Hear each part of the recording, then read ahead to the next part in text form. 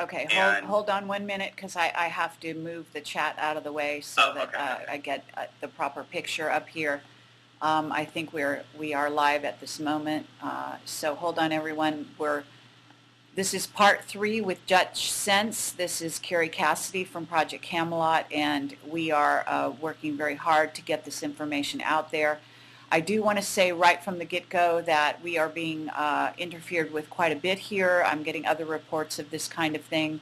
And just to let everyone know that this is the kind of thing that Project Camelot has been trying to do, which is to connect people who are researchers who have information and get them to compare and contrast their information.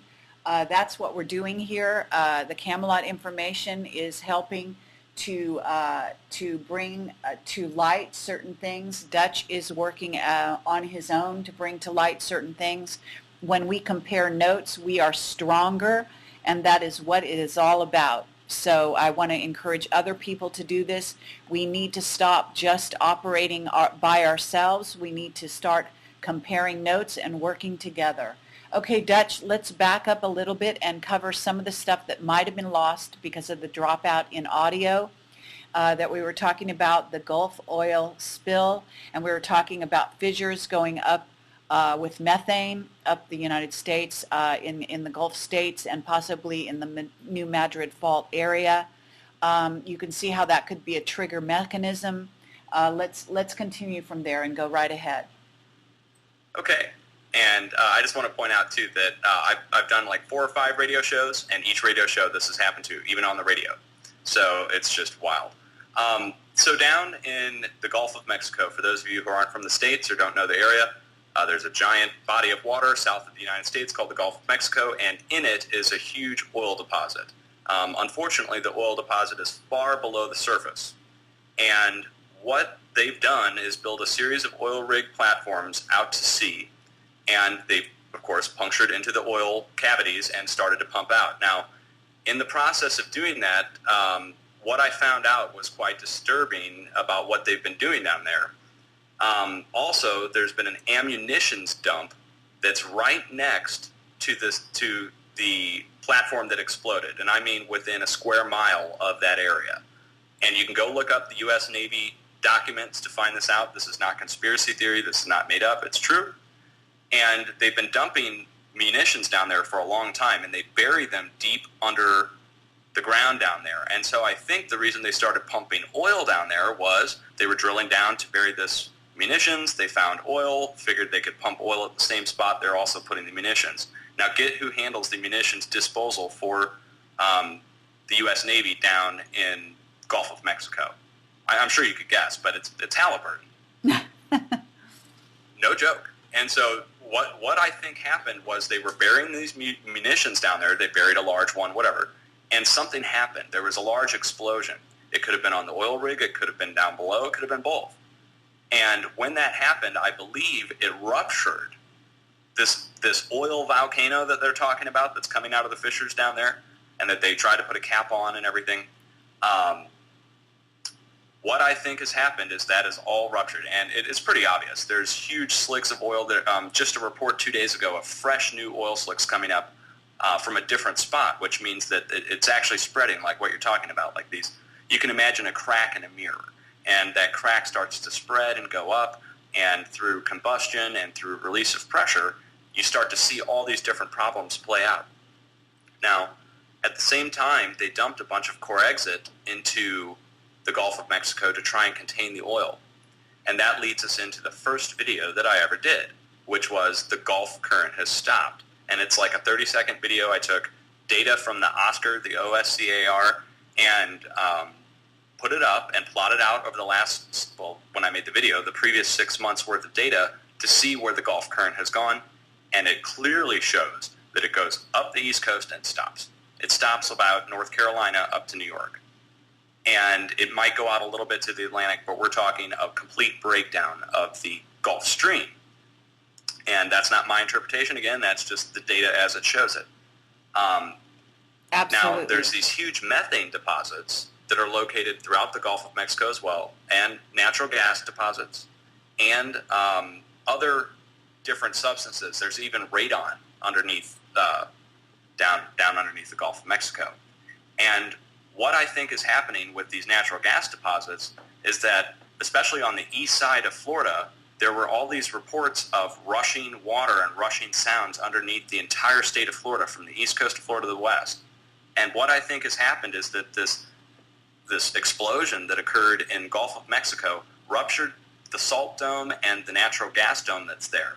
And from that, we're seeing a cascading effect going right on out to the east coast of the United States. And so you see these large methane deposits start coming up.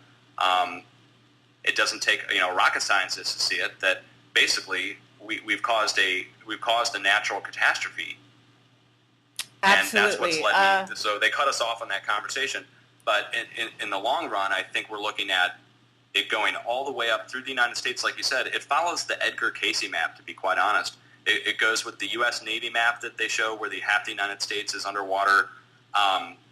That's the same, literally the same line that the Edgar Cayce map makes, is the same line that the salt dome and natural gas deposits make. Right, and we're talking about the New Madrid Fault, and what we have some other interesting things going along with the New Madrid Fault area, which is apparently there are nuclear power plants along that fault area that are now rupturing unexpectedly. Supposedly they're having all kinds of problems over there. I believe, if someone can correct me if I'm wrong, but I think Nebraska and so on. You're aware of that?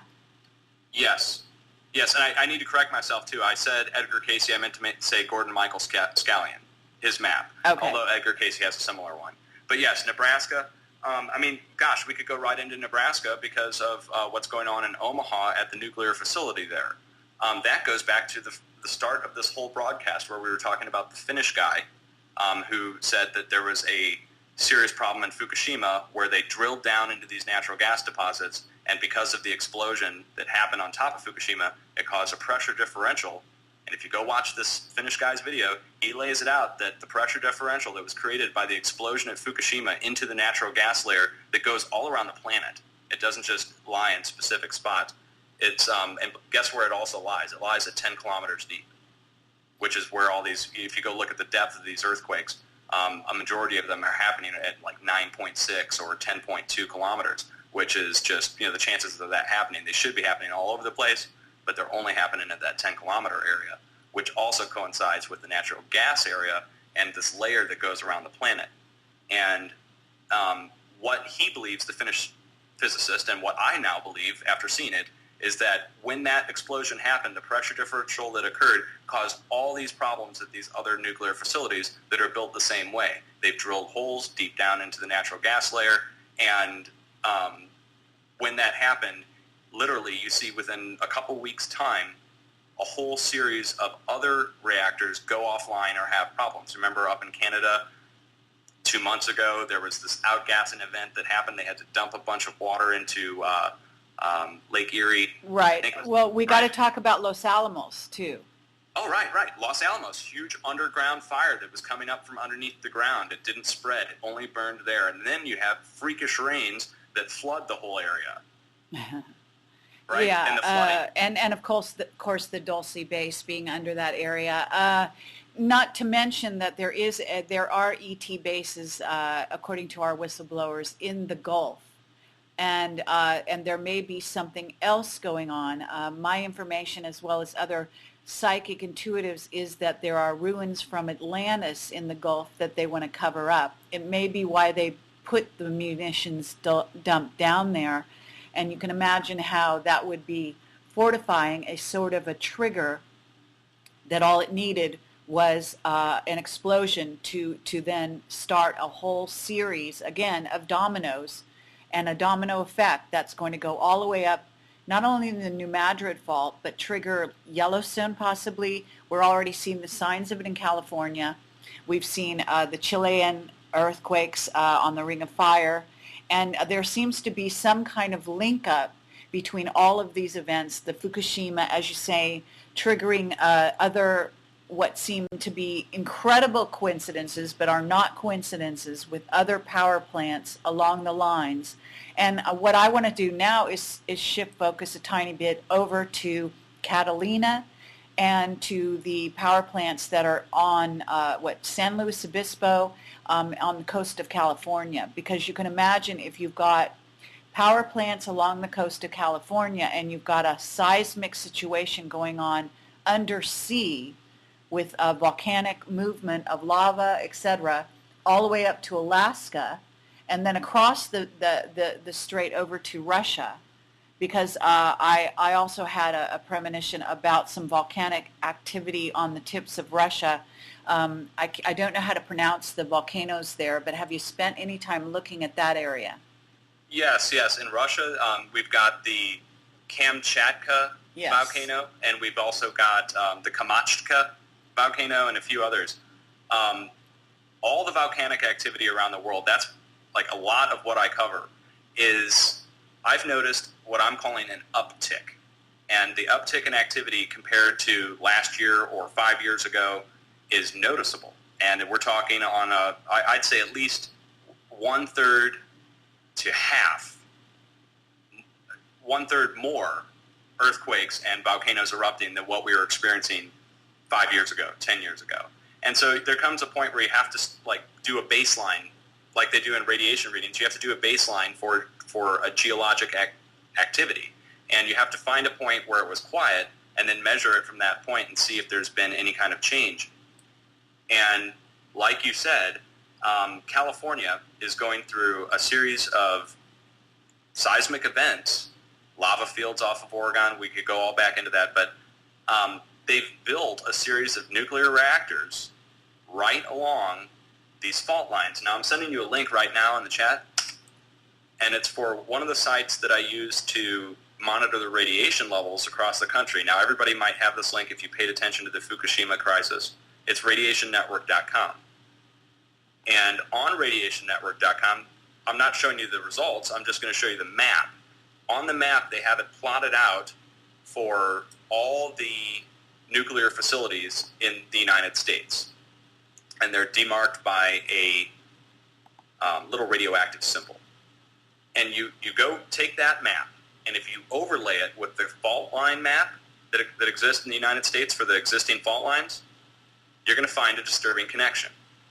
And that's that they've built these nuclear reactors on top of the fault lines.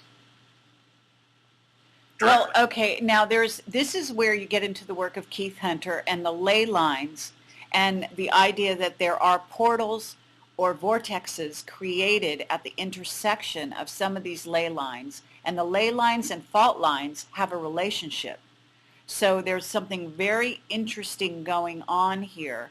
And if you want to really take a step into the sort of twilight zone, you can talk about what kind of ETs need a methane-like environment, and if they had a plot to change the entire atmosphere of the planet and they wanted to do it like flicking a switch very quickly at a certain juncture, then you actually have the seeds of that being planted in why they built these. One would think it would be a no-brainer not to build a power plant right on a fault line. Correct. And when I saw that map and I said, wow, look at where they're all built, that's kind of weird. They're all in the same areas as fault lines. And you're right about the methane environment and extraterrestrial life. I just like to point to the symbolism that's put into all the different movies that we see. You know, what's the one with Tom Cruise? War of the Worlds. Okay, War of the Worlds, they did a dramatic remake of it, and what happens in War of the Worlds? Aliens come up out of the ground, actually, and they start spraying this stuff to change the atmosphere of the planet into something that's more livable for themselves.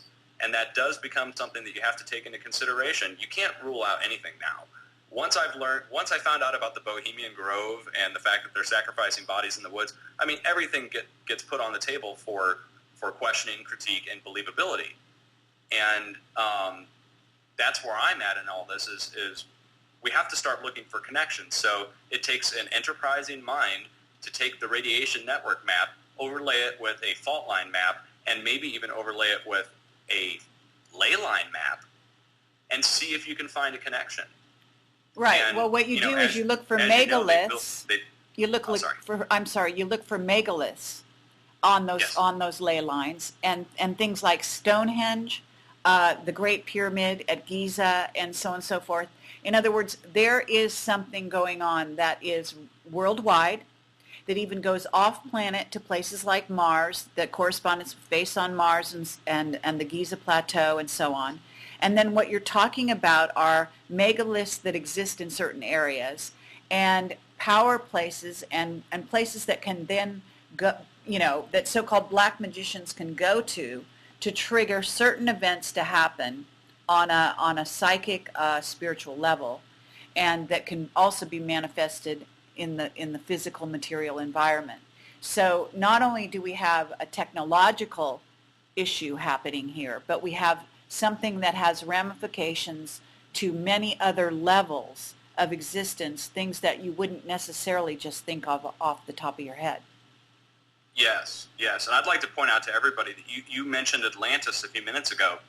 And, a lot of people, when they hear Atlantis, they shrug their shoulders or roll their eyes.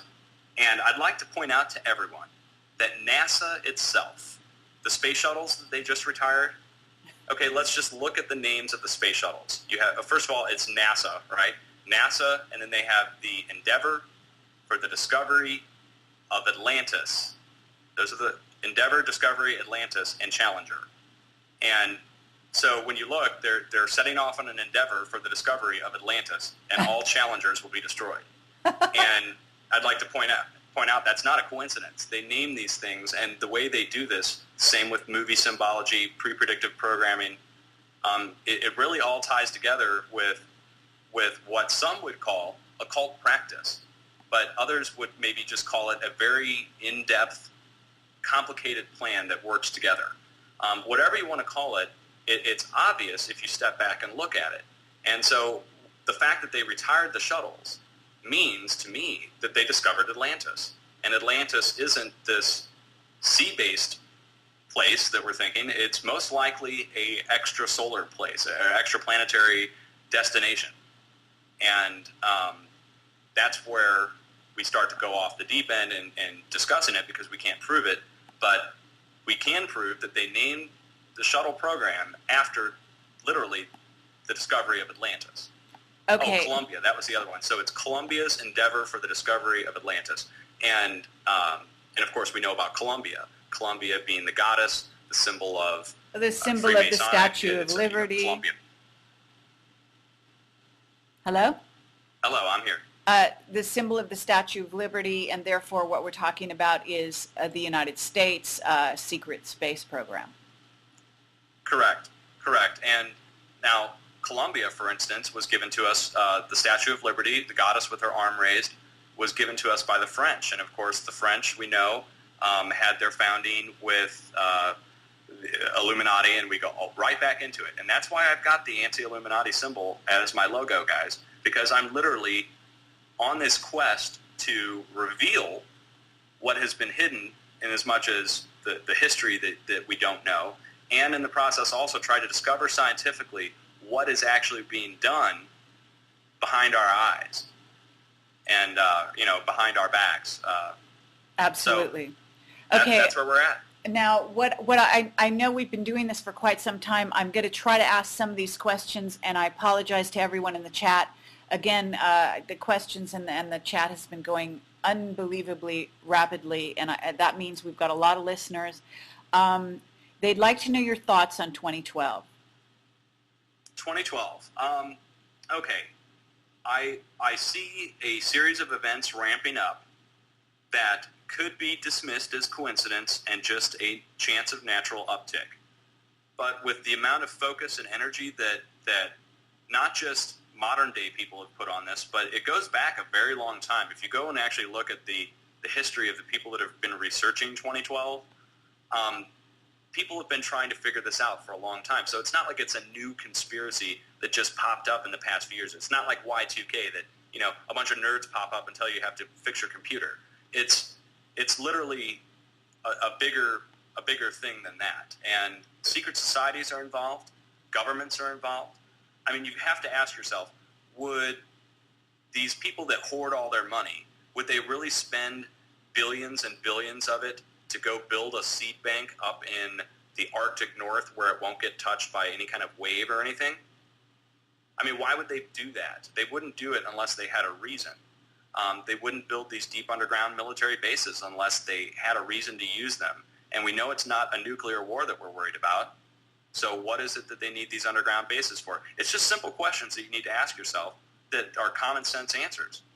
I'd really say that we have a limited time left. I mean, if you go look at what the previous predictions were for, it's for December 24th, 2011. And somewhere along there, somebody recalculated the date and said that it was wrong, and they came up with December 21st, 2012 at 11:11 p.m. Now, to me, December 24th, 2011 sounds more believable with the number of earthquakes and the weird stuff that's happening outside of the planet and the sun, etc. So as for 2012, I'd say you need to keep an open mind. Don't discount it, because the minute you discount it without any kind of real proof to discount it, other than you just don't want to believe it, I'd say that the evidence is pointing towards some kind of ramping up towards an event either by the end of this year or into next year. When I say short term in California, I mean under a year. I mean, it's a short amount of time, geologically speaking. Yeah, I think the volcanic situation is evidence of something ramping up in California a lot more rapidly. And again, I want to urge people to grab their video cameras, and this is probably true around the world anyway. We're trying to put together a website in which we can create a whistleblower central for people to document what's going on right now, for people that are also passing. A lot of people are dying right now. I want you to acknowledge that and understand that a lot of older people are going to be passing on. If you know somebody who had a history in black projects, who has information they haven't released, it's time now to let the people know. If you're a kid and you want to pick up a video camera and interview your grandfather, I urge you to do so, et cetera, et cetera. We're going to try to create a place where you can post those videos and get some notice. But to get back to the point here, we got some people asking you if you will discuss Google Sky. Sorry, I was frozen there. Google Sky, yes. I use Google Sky on a regular basis. I also use Stellarium and a few others. And Google Sky, there's been a series of strange events happening with Google Sky lately. Over the past, I'd say 6 months, there have been a series of blackouts that have been instigated on Google Sky. Like, there'll be a spot that's there, and then somebody will make a video saying, hey, I found it. I found what we're looking for. And, of course, what everybody's looking for is Planet X, Nibiru, Tyche, Nemesis, Elenin. So there's several names for these different extraplanetary bodies that are floating around out there that we believe are. And Google Sky has been a great service because they've literally uploaded all the different pictures of different telescope views of the sky. And when you go to find it, it's blacked out. Now, there's a few compelling ones that aren't blacked out, and we could, I don't have the coordinates here, so I can't list them into your chat here. But if you just go search Google Sky and refine it for the last month or two on YouTube, you'll be shocked at what you find. It's unbelievable, really. Now, there's, like I said, 5 or 6 different named planets that we're looking for that could be a threat. No one's captured them yet to the point where it's rock solid proof. And so that's what Google Sky is for, is you need to go out and look at it like you would look at Google Earth. I mean, we have people that pore over Google Earth all day long, zooming in as far as they can to see what they can find.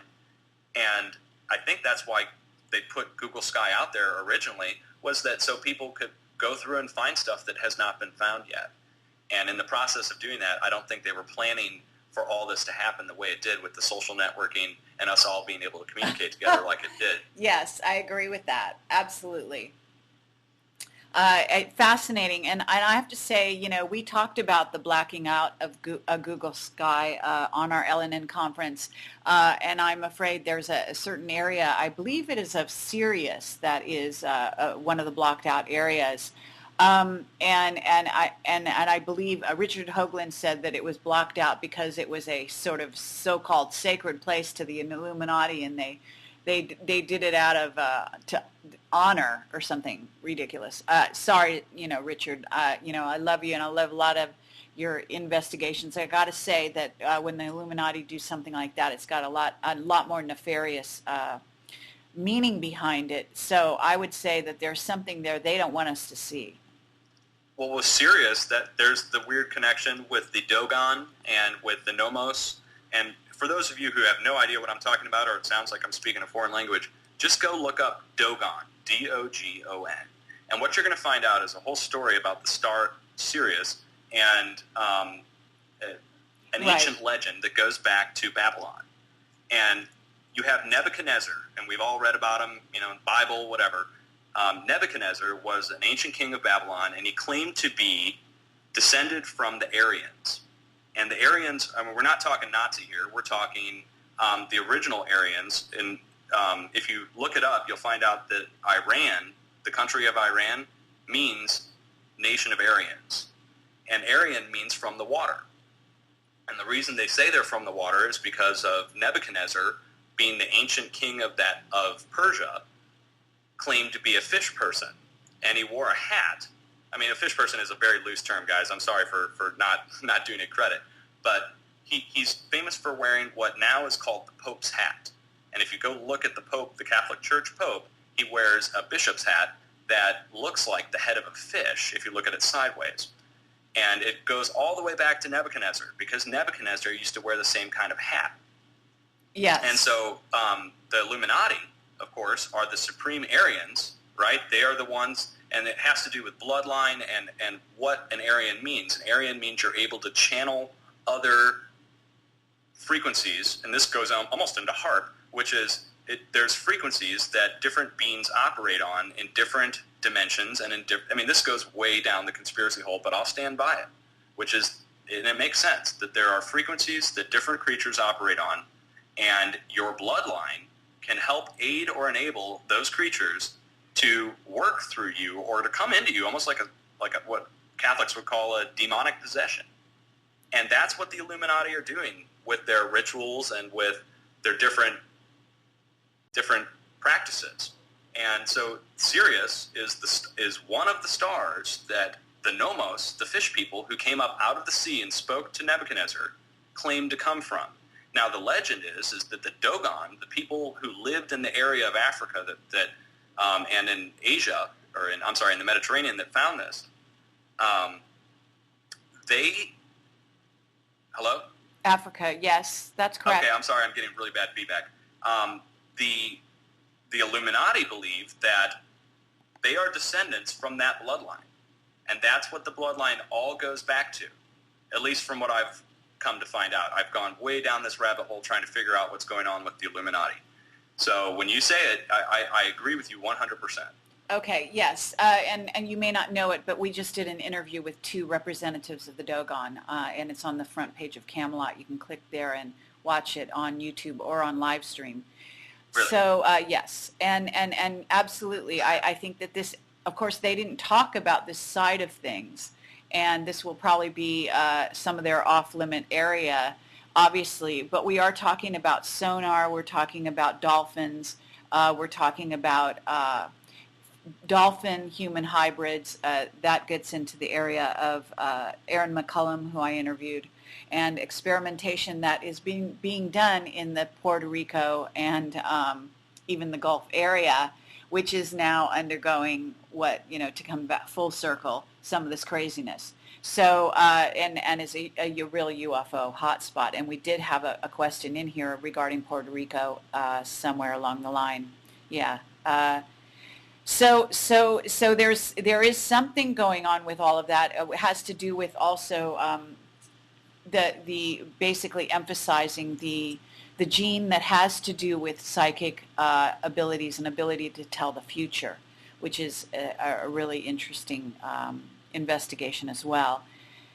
So, and gets into where you investigate children that are called autistic, who have a special gene that allows them to see the future, and how there is a certain genetic engineering happening right now in which a lot of autistic children are being born.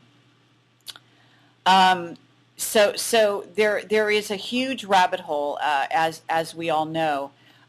Dutch, I've kept you for a really long time here. I see that there are, Tulsa, Oklahoma had a 3.0 magnitude quake today. People are asking about the different factions in the weather wars. Certainly the weather war factions have a lot to do with the various factions of secret societies and intel agencies and the secret space program. Has to do with China, has to do with Russia, has to do with the U.S., of course, and so on. So we've got so much going on here, Dutch. What I want to do here is, because we've been going for quite some time, is try to wrap this up. Are there some things that you want to talk about that haven't been touched on here, or some last parting words that you'd like to say? And then we will try to get you back next week for a shorter but a definite update for people out there, because they will be concerned to keep you alive and well.